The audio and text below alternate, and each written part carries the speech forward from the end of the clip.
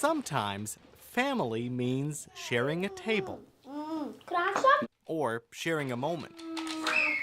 But after Josh and Emily Koskinen had their second son, they decided to share even more. My wife and I had just really been thinking about what our whole family picture would look like, and we knew that adoption was something that we wanted to be a piece of the story.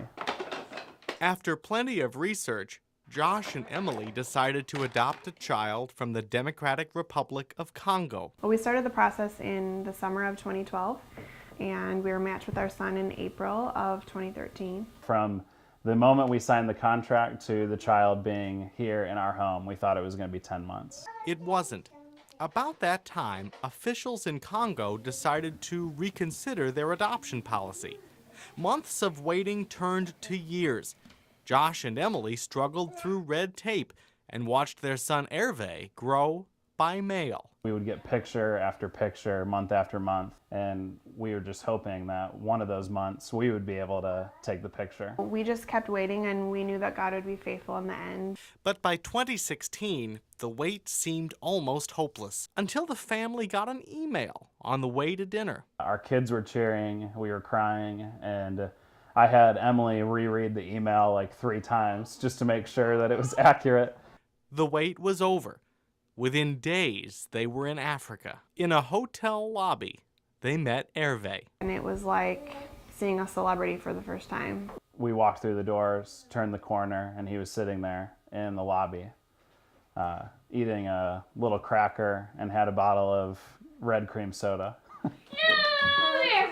Now they're home, a family of 6. And as for all those years of waiting, It's the same feeling that I had after, I gave birth to any of my other boys, and you're so exhausted and you can't believe you've carried this baby for 9 months, and then you give birth and that's exhausting, and then you look into their face and it's all worth it, In the choir room, they're learning composition. It's the story of a man who's been with his girl long enough that he's decided he wants to marry her, but he's not sure how to go about doing that. We still have to figure Down out the hall, you can test for the player after they're building video games around math.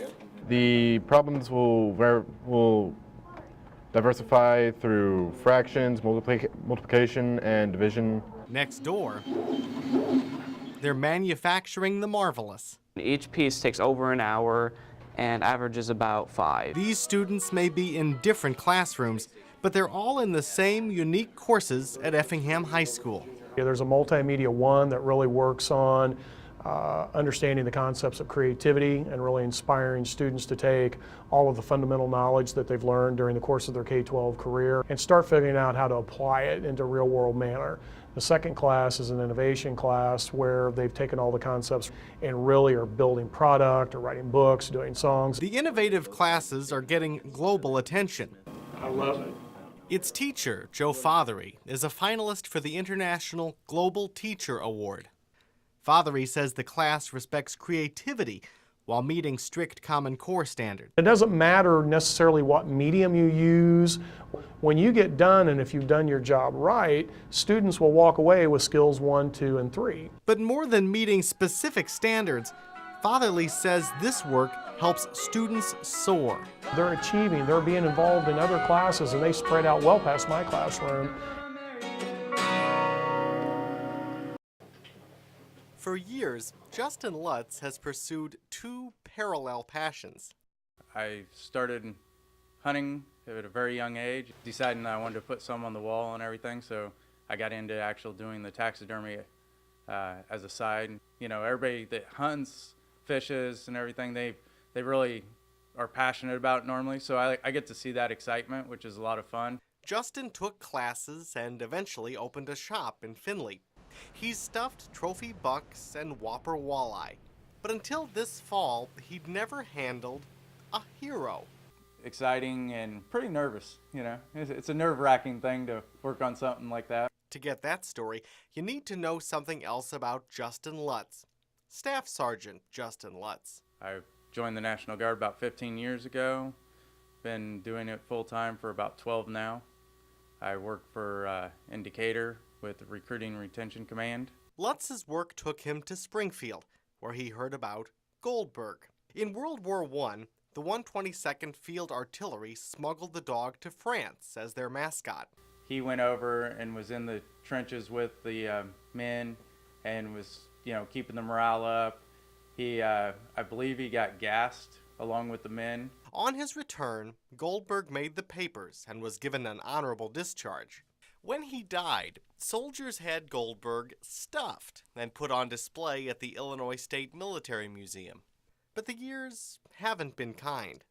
He started getting a little worse for wear. He wasn't really display worthy, so they kind of just tucked him back in a display. Still had him out, but he wasn't near as visible, and they'd like to get him back out to the front where people can really see him.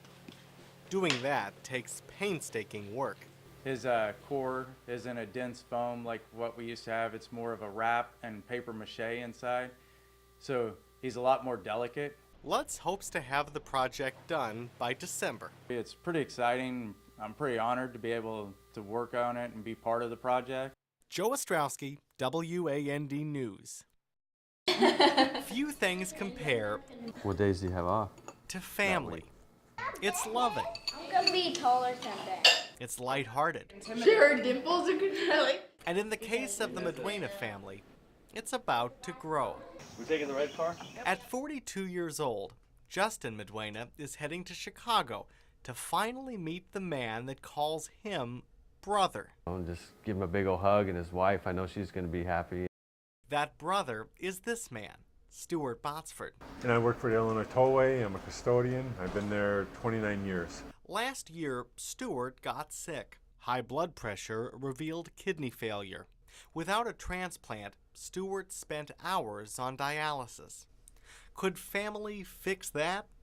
Just ask Stuart's wife, Laura. So my mission was, in 1 year, I told Stuart, in 1 year I'm going to find you a donor. To keep her promise, Laura went public, putting up signs, even painting the family cars. We did a website, donorforstu.com, a little story about Stu, some pictures. At a stoplight the other day, I had a couple tell me to roll down the window and he was telling me, just think positive, everything is good. 2 years ago, he had a heart transplant. They received some offers, but none worked out. I was at the dentist's office. There was a nun in the waiting room that heard my story and seen my sign out in front of his business and that. And she goes, I'm going to come back and bring him a blessed medal. Well, she ended up bringing me the Immaculate Conception medal, the Miracle medal. 2 weeks later, Justin calls.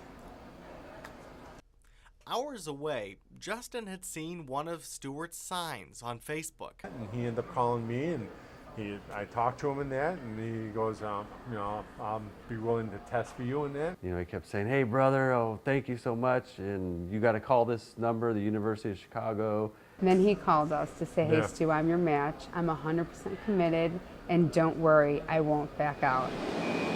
Soon, the date for surgery was set. But after a volley of calls and messages, Stuart and Justin still hadn't met. Somebody order a kidney or what? That changed Thursday morning. How you doing?